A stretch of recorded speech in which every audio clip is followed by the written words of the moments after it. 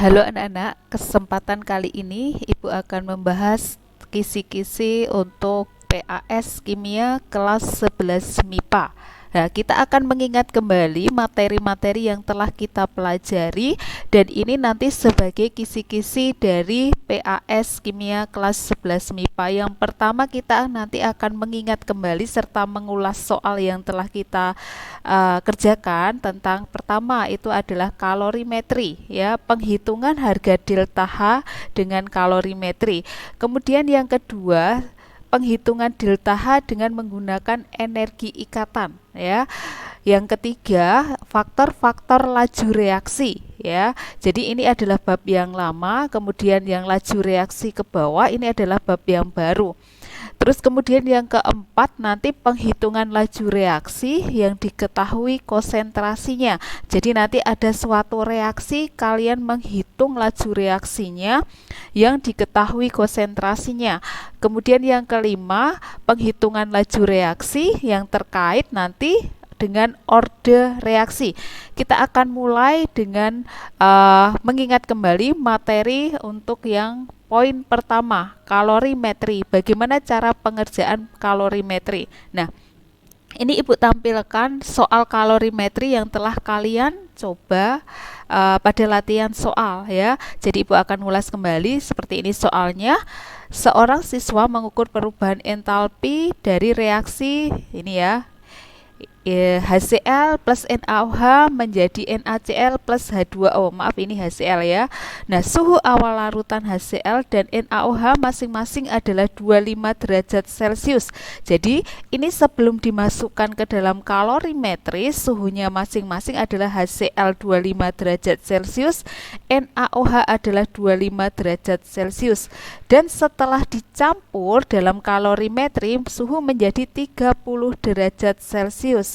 Jika banyaknya zat yang dicampurkan adalah 50 ml HCl 0,2 molar dan 50 ml NaOH 0,4 molar serta kapasitas kalor bejana diabaikan, jadi ini tidak perlu kita hitung, dan diketahui kalor jenisnya adalah sebesar 4,2 Joule gram Kelvin per gram Kelvin, maka perubahan entalpi delta H untuk reaksi tersebut. Jadi soal ini menanyakan berapa harga delta H-nya untuk reaksi ini, ya. Jadi langkah pertama untuk mengerjakannya, besok kalian ikuti step atau tahapan yang ada di dalam soal ini. Yang pertama kan ada dua larutan yang akan kita campurkan. Yang satu adalah untuk gelas HCl, terus yang kedua itu adalah untuk gelas NaOH. Dari diketahui di soal ini masukkan semuanya. Jadi HCl-nya 50 gram, kemudian konsentrasinya 0,2 molar beserta suhunya 25 derajat Celcius, dan NaOH juga dilihat di soal, ya. Jadi volumenya atau masanya juga 50 gram, gitu, ya. Nah, konsentrasinya hati-hati di sini. NaOH adalah 0,4 molar, ya. Jadi berbeda dengan HCl. Kemudian suhunya 25 derajat Celcius. Kedua larutan ini akan dicampur ke dalam kalorimetri. Kita buat tabung yang ketiga sebagai tabung kalorimetri. Ya, ketika dicampur suhunya itu menjadi 30 derajat Celcius. Kita tempatkan di sini 30 derajat Celcius.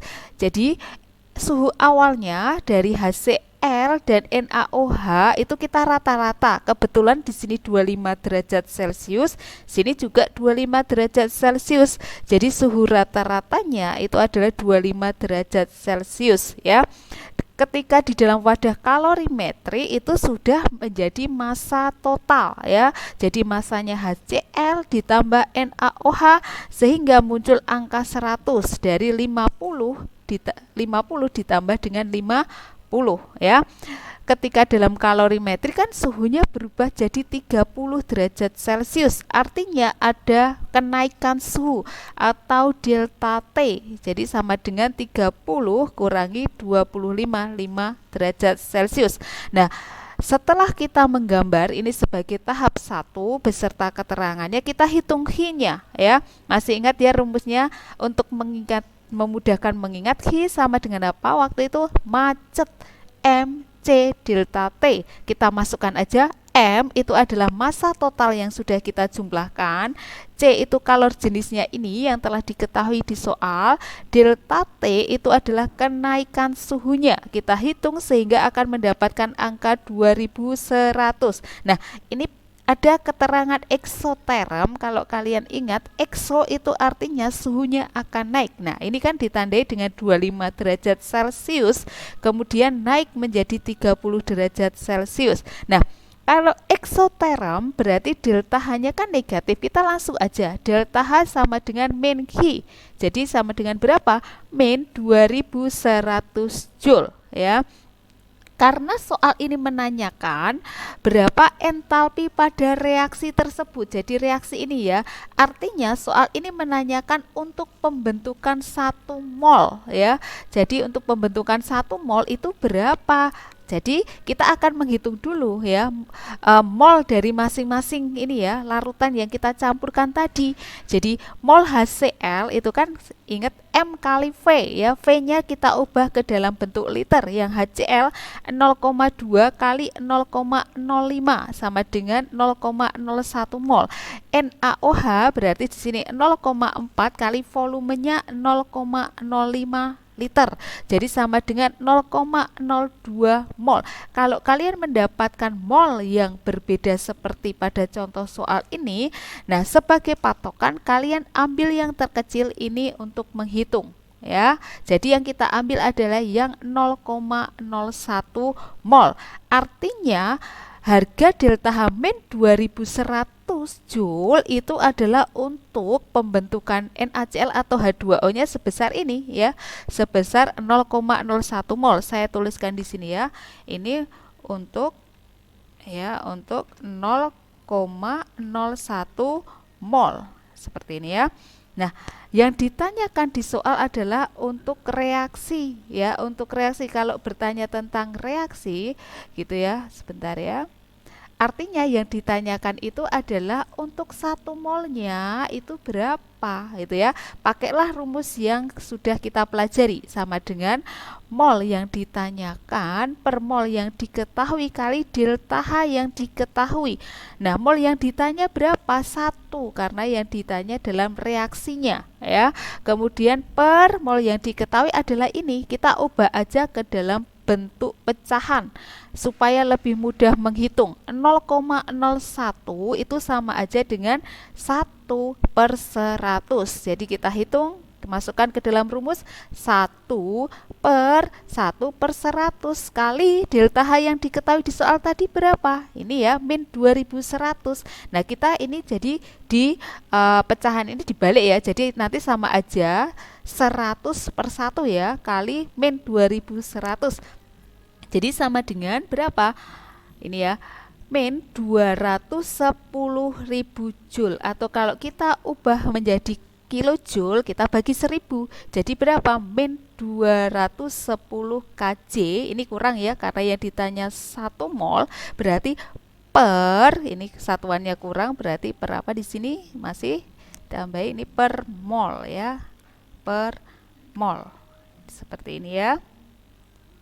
Jadi untuk pembahasan ini per molnya di sini ya, Nak ya. Jadi untuk pembahasan kalorimetri silahkan kalian menyimak kembali untuk latihan soal yang telah kita pelajari beberapa waktu yang lalu, atau pelajarilah video berikut ini. Terima kasih. Selanjutnya kita akan membahas penghitungan delta H dengan menggunakan energi ikatan, yang materi yang telah kita pelajari beberapa waktu yang lalu. Kita akan mereview kembali. Untuk soal contohnya kita akan lihat sama-sama. Nah, contoh yang melibatkan energi ikatan adalah seperti soal berikut. Jadi, nanti akan diketahui data energi ikatan rata-rata gitu ya, data ikatan standar ya. Jadi akan diketahui ikatan. Jadi yang perlu kita ingat bahwa ikatan itu minimal harus ada 2 unsur yang berikatan. Contoh seperti C dengan C, C dengan H. Nanti di dalam soal akan diketahui harga ikatan rata-ratanya berapa. Kemudian nanti ada satu soal, contoh misalnya spiritus yang mengandung etanol dibakar dengan persamaan reaksi berikut. Jadi di dalam suatu reaksi ini gitu ya, ada ikatan-ikatan di dalamnya. Kemudian pertanyaannya nanti perubahan entalpi yang dihasilkan untuk pembakaran tersebut adalah ya. Jadi langkah pertama ingat kembali bahwa untuk menghitung harga delta H berdasarkan energi ikatan rata-rata itu adalah nanti jumlah ikatan rata-rata kiri dikurangi kanan, atau kita nanti mengingatnya waktu kita belajar adalah delta H sama dengan QK. Oke, kita akan menguraikan terlebih dahulu ikatan-ikatan yang ada di sebelah kiri tanda panah ya. Jadi untuk ikatan sekali lagi ada dua unsur yang terlibat. Jadi contohnya misalnya di sini ya, kita lihat ada berapa jenis ikatan satu ya. C dengan H, kita hitung C dengan H-nya ada berapa? 1, 2, 3, 4, 5 ya. Jadi kita tuliskan di sebelah kiri sini ada 5 CH. Kemudian selain CH ada apa lagi di sana? C dengan C sebanyak satu ya, ini yang hitungnya karena cuma satu ikatan. Jadi 1 C dengan C tidak usah dihitung terlebih dahulu, kita uraikan dulu saja.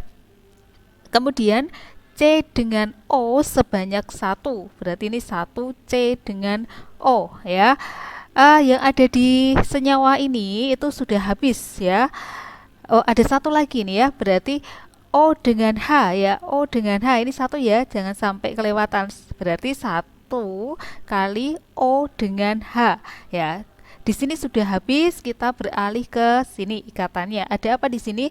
O dengan ikatannya diperhatikan rangkap 2. Berarti ini O dengan O. Ingat koefisiennya harus ikut. Berarti ini nanti dikalikan 3 kali O dengan O. Nah, ini yang ada di sebelah kiri. Kemudian karena sudah habis sebelah kiri, kita cek yang ada di sebelah kanan ikatannya jenisnya apa saja. Ya, kita akan menguraikan ini senyawa yang ini dulu ya. Di sini ada ikatan C double bond O gitu ya. Ada berapa ini C double bond O atau C rangkap 2O? Oh, ada dua ini ya, ini yang satu, ini yang dua, berarti nanti ada dua ya, C dengan O nya ada dua.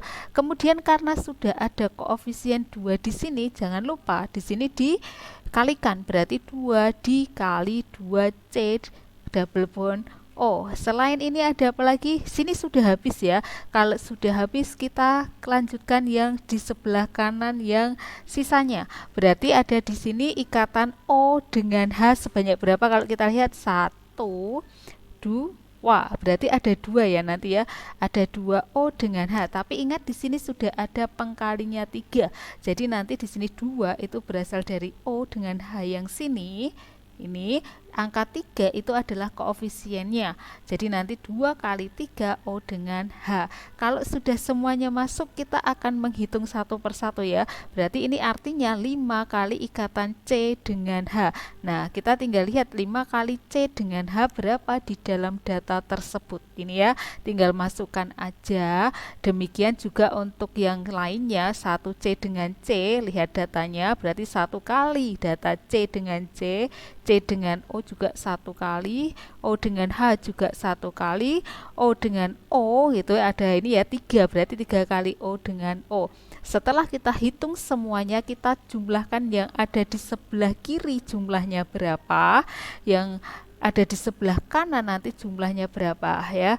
Jadi ini hati-hati ya, ini harus dikalikan terlebih dahulu, berarti 2 kali 2 nanti ini 4 kalinya C dengan O, yang ini 2 kali 3 berarti nanti 2 kali 3 berarti nanti di sini berapa? Ada nanti 6 ya, 6 kali OH ya. Jadi di sini 6 kali 4 6 3 ya, OH. Jadi ini Ibu koreksi ya. Jadi ini nanti ada 6 ya. Di sini ada 6 ya. Sebentar, Ibu akan tulis dulu. Di sini 6 atau segini aja ya. Ini 6. Ini diganti 6 ya. Maaf, 6 gini ya nak ya, kali sekian. Nanti dihitung aja berapa. Terus kemudian delta H-nya nanti tinggal ikuti aja KIKA, kiri kurang kanan. Masukkan nilai-nilai yang sudah kalian dapat. Kemudian itu akan menghasilkan delta H ikatan. Seperti itu untuk penghitungan delta H berdasarkan energi ikatan rata-rata. Silahkan dipelajari kembali cara penghitungannya. Kita akan masuk ke pembahasan soal ke materi faktor laju reaksi dan penghitungannya. Untuk faktor-faktor laju reaksi, kalian bisa melihat kembali handout atau modul yang telah Ibu bagikan beberapa waktu yang lalu ya. Kita akan membahas tentang penghitungan laju reaksi nanti ke dalam suatu reaksi kimia, itu nanti yang keempat. Terus kemudian yang kelima, penghitungan laju reaksi nanti yang melibatkan orde reaksi. Yang akan kita bahas dua ini ya. Kita akan mulai dengan poin yang keempat, penghitungan laju reaksi yang melibatkan reaksi beserta konsentrasi di dalamnya ya. Nah, contoh soalnya adalah seperti ini. Ke dalam ruangan yang volumenya 10 liter direaksikan 0,2 mol gas nitrogen dan 6 mol gas hidrogen dengan persamaan reaksi sebagai berikut. Jadi pertama kalian simak dan cermati terlebih dahulu persamaan reaksinya ya. Kemudian setelah reaksi berlangsung 10 detik, artinya ini adalah waktu setelah bereaksi itu 10 detik ya. Ternyata masih tersisa gas nitrogen 0,16 mol gas nitrogen. Nah, tentukan laju reaksi gas nitrogen, gas hidrogennya berapa, gas amoniaknya berapa. Nah, untuk menghitung soal yang seperti ini diketahui molnya, diketahui volumenya gitu ya. Langkah pertama, kalian tuliskan reaksinya yang ada di soal ini ya. Kita tuliskan reaksinya seperti ini ya. N2 plus 3H2 menjadi 2NH3. Nah, kemudian tuliskan ketiga baris mula-mula reaksi dan sisa ya. Jadi karena laju reaksi itu adalah melibatkan satuan konsentrasi, maka dari soal yang telah diketahui kita akan menghitung masing-masing konsentrasinya dengan rumus mol per volume. Jadi hidrogen contohnya tadi kan mula-mula 0,2 mol, volumenya 10 liter. Berarti konsentrasinya sama dengan 0,02 molar ya. Terus di dalam soal itu dinyatakan sisanya gas hidrogen adalah 0,16 mol. Berarti kita akan memperoleh molaritasnya 0,16 per 10. Jadi molaritasnya adalah 0,016 molar ya. Itu untuk gas ini ya, gas nitrogen. Maaf, ini nitrogen ya. Ibu ganti ya di sini ya. Ini nitrogen, berarti ini N2 ya. Di sini N2. Terus kemudian yang belum kita hitung itu adalah konsentrasinya dari gas hidrogen. Di sini diketahui molnya adalah 6 mol, jadi molaritasnya adalah mol per volume 6 per 10. Jadi 0,6 molar. Jadi besarnya molaritas yang sudah kita hitung kita tempatkan di bagian mula-mula ya. Jadi N2-nya 0,02 molar, H2-nya 0,6 molar. Nah, sisa konsentrasi N2-nya tadi kan 0,016. Jadi kita tempatkan di sisa 0,016 molar. Artinya, jadi kalau mula-mulanya 0,02 molar, sisanya 0,016 molar, berarti kita bisa menghitung berapa yang bereaksi. Kita tinggal kurangkan aja 0,02 dikurangi 0,016 molar. Jadi hasilnya adalah 0,04 molar. Nah, kalau satu baris ini diketahui, kita bisa menghitung semua yang ada di baris kedua. Ingat, untuk laju reaksi yang kita butuhkan adalah di baris kedua. Ibu kasih keterangan ya. Hitungan laju reaksi. Laju reaksi berada di baris kedua ya, ini ya. Nah, tadi kita sudah tahu bahwa N2 itu adalah 0,04 molar. Jadi untuk menghitung yang lainnya, kalian tinggal saja melihat koefisiennya aja. Jadi kalau satu orang itu ibaratnya makan 0,04 roti. Jadi kalau 3 orang, jadi kan 3 kalinya. Jadi sini berapa baris ini? 0,012 molar. 0,6 ini berasal dari mulanya tadi ya. Kemudian NH3-nya berapa? Berarti di sini kalau 2 orang berarti makan berapa ya? Kalau 1 0,04, kalau 2 orang berarti 0,08 molar.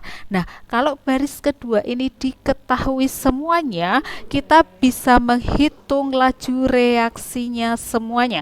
Jadi, misalnya ditanyakan laju reaksi N2, kita tinggal molar per detik 0,04 per 10. 10 ini adalah waktu tadi, bereaksinya adalah 10 detik. Jadi kita akan mendapatkan 0,04 molar per detik. Atau kita jadikan pangkat saja, 4 kali 10 minus 3 molar per detik. Kemudian untuk mencari H2-nya kita pakai patokannya aja N2 yang sudah kita hitung. H2 kita tinggal lihat koefisiennya adalah 3.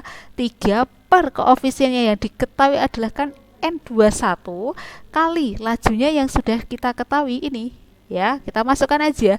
Jadi kita akan langsung dapat laju reaksinya H2 3 kali 4 12 kali 10 minus 3 molar per detik. Begitupun dengan NH3, kita cukup mengambil koefisiennya berapa di sini? 2 per yang diketahui ini berapa? 1 kali ini ya yang diketahui. Jadi nanti kita akan mendapatkan laju reaksi NH3 sebesar 8 kali 10 pangkat minus 3. Ini adalah penghitungan laju reaksi yang melibatkan konsentrasinya ya. Silakan. Anak-anak, Ibu akan menjelaskan soal laju reaksi. Kemarin ada beberapa pertanyaan gitu ya. Jika ada satu konsentrasi dari pereaksi yang tidak sama, lalu bagaimana cara pengerjaan soal orde reaksi? Seperti itu ya kemarin ya. Nah, gampang aja. Yang pertama itu kalian mencarinya konsentrasinya dulu yang sama. Berarti kan di sini ada BR2. Berarti ada di data 1 dan data 2. Artinya ini pakai dulu untuk mencari hitungan ordenya siapa, berarti NO. Ya, langkah pertama kalian cari dulu ordenya si NO ya. Jadi seperti biasa berarti dibandingkan data 1 dan 2 ya, atau data 2 banding data 1 seperti biasa ya hitungannya, seperti rumus yang kemarin. Nah, sehingga didapat ordenya itu adalah berapa di sini? X sama dengan 1 ya. Jadi ordenya NO kan sudah ketemu 1. Kemudian untuk mencari ordenya BR2, nggak apa-apa, nggak perlu mencari NO yang sama gitu ya. Tapi masukkan aja data sembarang. Ibu ambil data 2 dan 3 ya. Nah, kemudian dimasukkan aja V3 banding V1 ya, seperti biasa rumusnya. Kemudian yang menjadi catatan adalah, nah, NO-nya kan tadi ordenya kan sudah dapat 1 ya, kita masukkan aja di sini kan 0,6 pangkat 1 ditulis sini pangkatnya 1 per 0, ini ya 0,4 pangkatnya berapa? 1. Kemudian yang BR2 0,4 pangkat Y, 0,2 pangkat Y. Nah, jadi catatannya di sini karena ordenya kan tadi sudah dapat, ya dihitung aja secara matematika ya. Jadi 240 bagi 46 gitu ya. Ini Ibu jadikan 1 ya karena pangkatnya sama, berarti 0,6 per 0,4 pangkat 1, yang di sini 0,4 per 0,2 pangkat Y. Jadi kita hitung secara matematika, berarti ini kan 6, yang ini 6 per 4 pangkat 1, biarkan aja pangkat biarkan aja pecahan ya.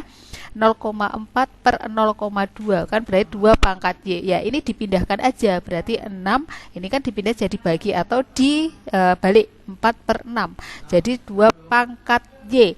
Berarti di sini 4 sama dengan 2 pangkat Y. Dengan begitu kalian akan mendapatkan ordenya BR2 sebanyak 2. Jadi catatannya adalah tadi kan ordenya yang sini sudah dapat, itu masukkan aja dan dihitung secara matematika. Terima kasih.